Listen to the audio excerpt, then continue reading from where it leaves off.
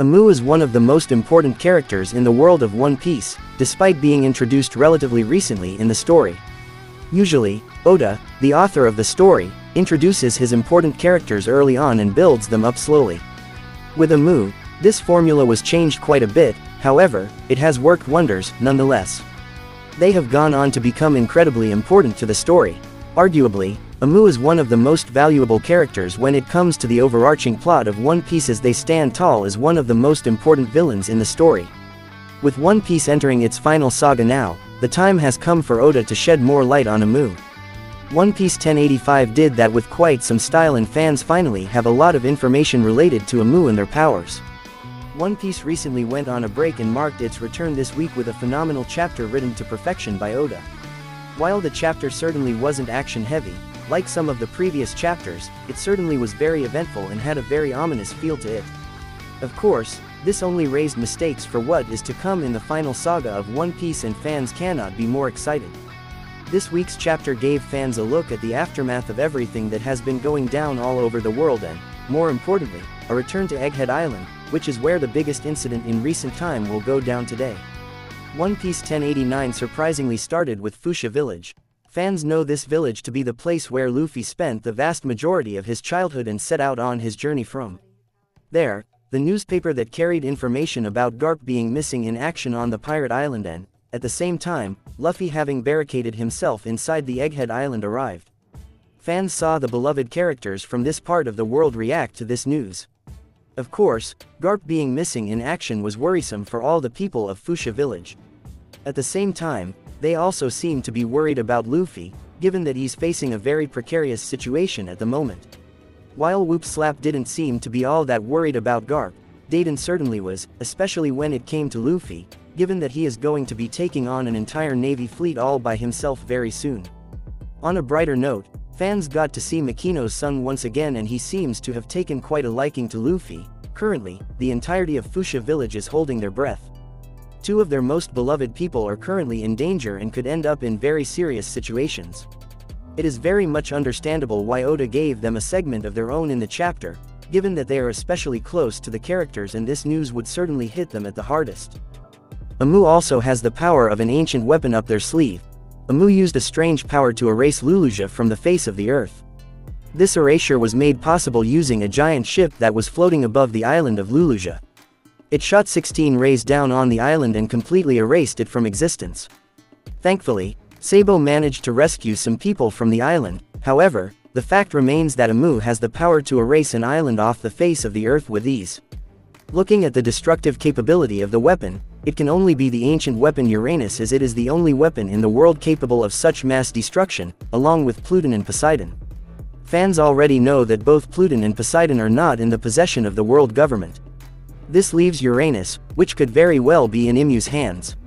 Regardless of whether this was Uranus or not, IMU certainly has an incredible ability up their sleeve that they can use to erase islands in the blink of an eye. While the beginning of One Piece chapter 1089 was certainly very interesting, the most interesting part of the chapter came right after it. Fans got to see the aftermath of the usage of Motherflame, a dangerous weapon created by Dr. Vegapunk. The Motherflame seems to be a weapon based on the powers of the ancient weapon Uranus. It was somehow sent to the world government, and IMU used it to destroy Luluja and wipe it off from the face of the earth around 6 days ago. Suddenly, the entire world was shaken with a massive earthquake, felt on each and every single corner of the globe. It was so incredible that even the epicenter could not be located, and thus, much of the significance attached to why this happened was lost. Nonetheless, the earthquake was the greatest to have ever been recorded in known history, and it caused large-scale destruction everywhere. Fans got to see a look at the various places where the Straw Hat Pirates had been, from Logatown in the East Blue to the likes of Water 7 in the Grand Line. Oda even went back to Wano to showcase the effects being felt in such a far-off kingdom. Many islands were completely inundated with water as sea levels started to rise, and it was revealed that after this tragedy, the sea level rose permanently by a total of 1 meter. Furthermore, the place where Luluja once was looked exactly similar to how Enies Lobby looks, a giant hole with an unending waterfall on all sides. This makes it quite clear that whatever country stood where Enies Lobby is now was completely destroyed using the Uranus in the past. A's was mentioned before, One Piece Chapter 1089 was jam-packed with information and fans saw a lot of events being covered at the same time. Thankfully, One Piece 1089 finally saw the story go back to Egghead Island. Fans did not get to see the Straw Hat Pirates immediately. Instead, the fans were treated to the situation from the point of view of the Navy first. Oda did brilliantly to lay down the groundwork for this siege that has now begun and explained the order of the things as they are at the moment. Currently, 100 ships are present on Egghead Island of all sizes, and they also include 20 battleships of the Navy. On these 20 battleships are 9 Vice Admirals, and among them, the notable ones are certainly Vice Admiral Dahl as well as Vice Admiral Doberman, who One Piece fans should be very familiar with at this point.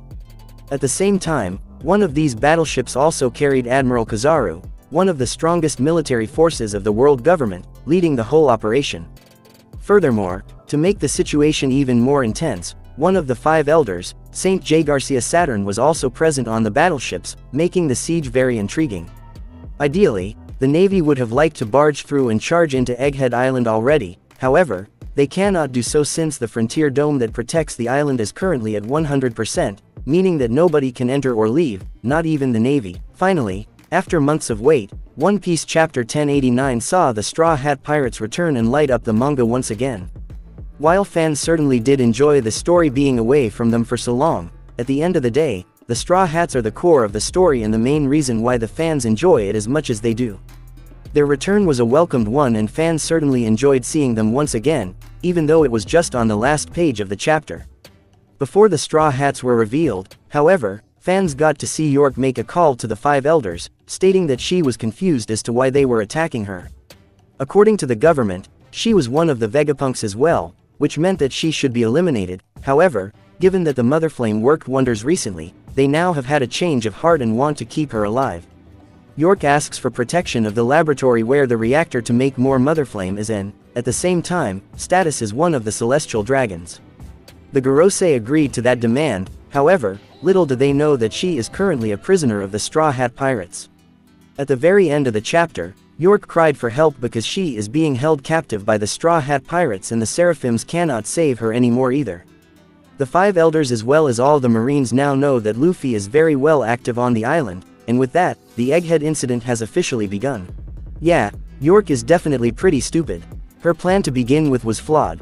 York told the Gorosei that the Vegapunks were researching the Void Century and also that they were going to escape with the Straw Hats. York trusting the Gorosei to not end her, a Vegapunk, after revealing that her other selves were studying the Void Century is baffling. York should know how far the world government would go to keep the Void Century a secret. The Mother Flame in turn has a pretty suggestive name and probably ties to some ancient stuff the Gorosei could have an interest in, but even then this is quite a bet on York's part. It's pretty clear that Oda is going for a blinded by greed type thing with her. Lucci just chilling with the Straw Hats is rather surprising to me, but I guess him questioning about what happened to Luluja kinda helped with his decision a bit, unless there's more to it and we'd get a backstory of why he'd even think about wanting to rejoin world government as CPO. Anyways, my thoughts about this whole off-screen and going straight into things. I doubt it'll be off-screen and we're going right back into it in chapter 1090 with narrator bringing us back where it was left off for maybe 2 to 3 chapters. And I suppose it should have been obvious that it was York who sent the Mother Flame to the Gorosei. I wonder if that is something the Straw Hats could use now. It's not exactly their style, but at least as a bluff it's an interesting tactic. It also sounds like Mother Flame is something that needs producing, so the world government can't just keep firing it. Well, I can honestly say things escalated pretty quickly there. I am happy to see the smug traitor get what they deserve though. York was way too stupid and cocky there for a while. Also nice to see Lucci standing there silently admitting yeah, he can't beat Luffy and really needs them if he wants to get out of this situation. At the same time, this is how a Yonko crew and their officers should be, totally kicking butt and taking names. Still, I'm getting a little tired of Oda abusing the, and here is how it happened, flashbacks because it kills the tension for me. Well, what are your thoughts? Leave your answers in the comments section below. And I would really appreciate it if you press that subscribe button. What do you think will happen in chapter 1090? Leave your answers in the comments section below. And I would really appreciate it if you press that subscribe button.